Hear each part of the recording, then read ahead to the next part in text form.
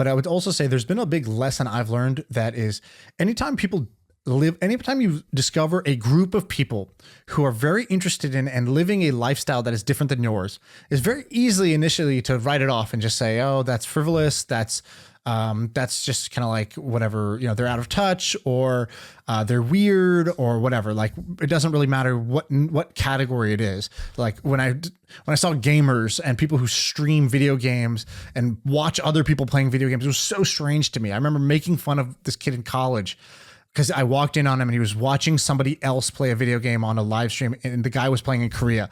And I was like, you're watching a dude in Korea play this video game. Why don't you just play? Better yet, why don't you get outside and like, let's go get some food.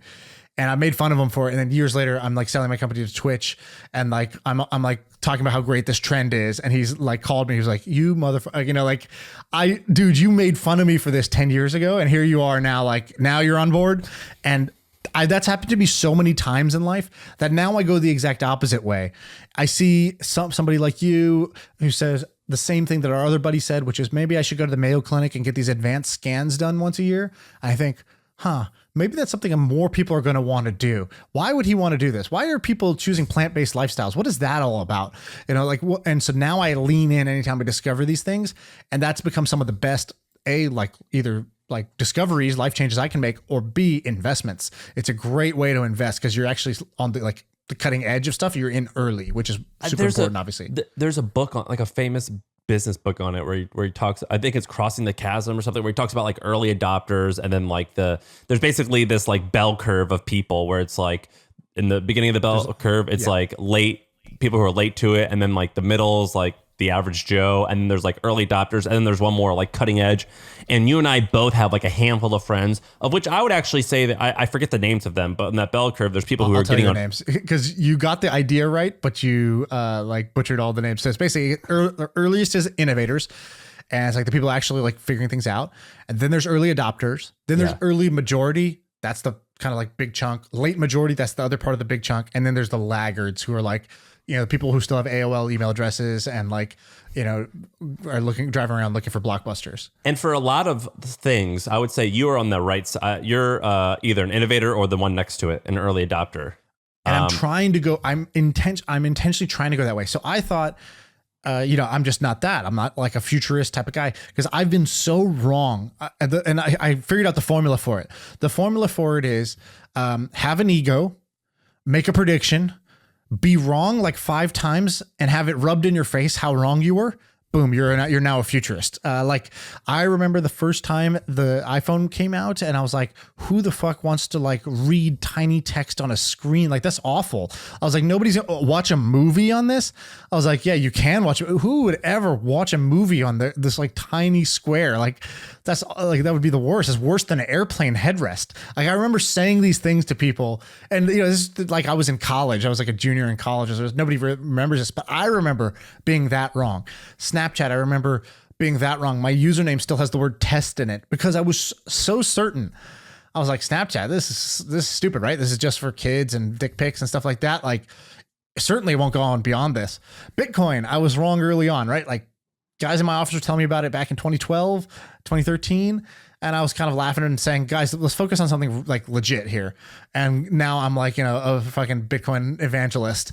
And so like Twitch, same thing. I was wrong about streaming. I've been wrong so many times that I've actually flipped the script now. I kind of had to reassess my life and say, I'm not going to be very good as a technology entrepreneur or a technology investor if I just continue to write off the big things as dumb and stupid early on. Like I need to go the exact opposite way. Okay, what would it take for me to do that? And then I just inverted. So instead of, anytime I see that the same feeling, I instead lean into curiosity. What's making people want to do this when I think it's so strange? And now that's like flip the script for me. And we either had Justin or Emmett on at HustleCon or on here, and they were talking about Justin TV, which was the site before Twitch became a thing. And it was basically anyone could log in and create their own live TV channel. And Emmett, I believe, you could tell me if I'm wrong, I believe the story was like Emmett would like, there's a small corner of the site where these like guys were watching video games, and it wasn't a lot of people, like thousands of people, but they were spending. It was 2%, I think, of the traffic. at that time. But they were Justin spending TV. a significant amount of time watching, and he was like, this is the one that we got to go to. Yeah, and I don't even think it was that as data driven. Actually, the data pointed against it because again, remember it was a small amount. They had a combination of two things working in their favor. Number one, Emmett was like, I guess actually the number one factor was they were fucked.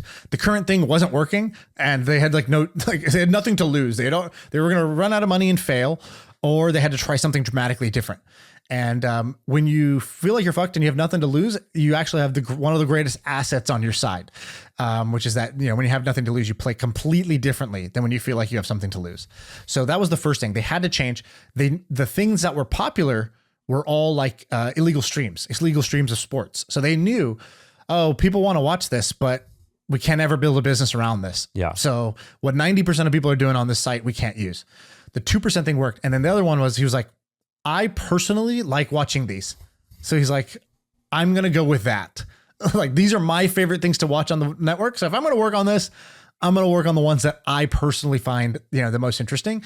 And actually most of the company wanted to go work on the hotter, sexier idea, which was called, what was the thing called? The video thing they had? Not video, their version of it called Social Cam.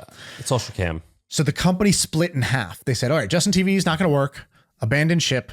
And we got to figure out, what's the emergency ship. And so they had this, I think Michael Seibel, who now runs Y Combinator, and Justin Kahn, they wanted to do Social Cam. It was Instagram for video. Instagram is the hottest startup in the Silicon Valley, but it's photos. We're going to do Instagram for video. And they were able to instantly raise money. They got tons of initial hype and traction and press, and all the talented people in the company wanted to go work there.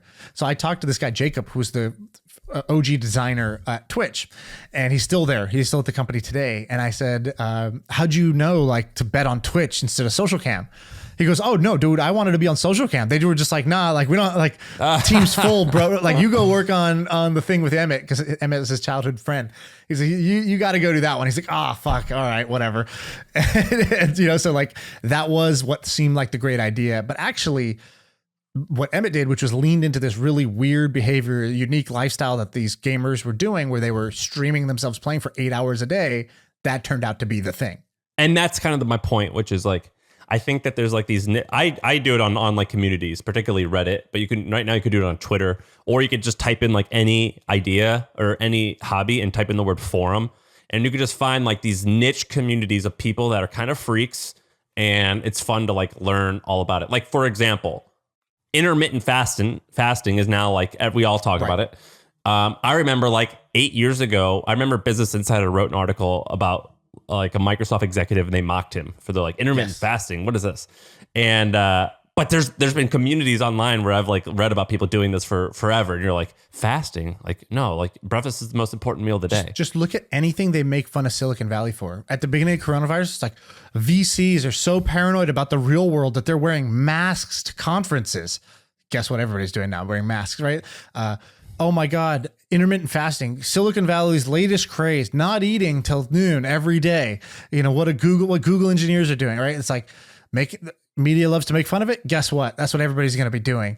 What are some other things that are like that? I think, some of them are meditation, by the way, was like that too. People made fun of it, and then, boom, it's the new yoga.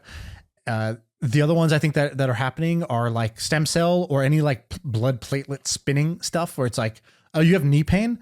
Well, these guys, they go to Puerto Rico and go to Germany and get this fucking blood spinning treatment and go get stem cells injected in their knees. That and now they feel good. And gene editing, I think is gene editing is one. Another one, breath work. I think breath work is where meditation was. I invest in this thing called Othership. They just actually launched their app. I use it every single day, and I use it religiously because it makes you feel so good. And to the average person, I do it outside now. After Huberman was get sunlight on your eyes first thing in the morning, so I do it outdoors. And I'm sitting in my driveway basically doing it. And neighbors are walking by. They're walking their dog, what they view as a very normal behavior. Go for a morning walk, and they see me doing fucking breathing techniques on my driveway, and they think I'm a nut.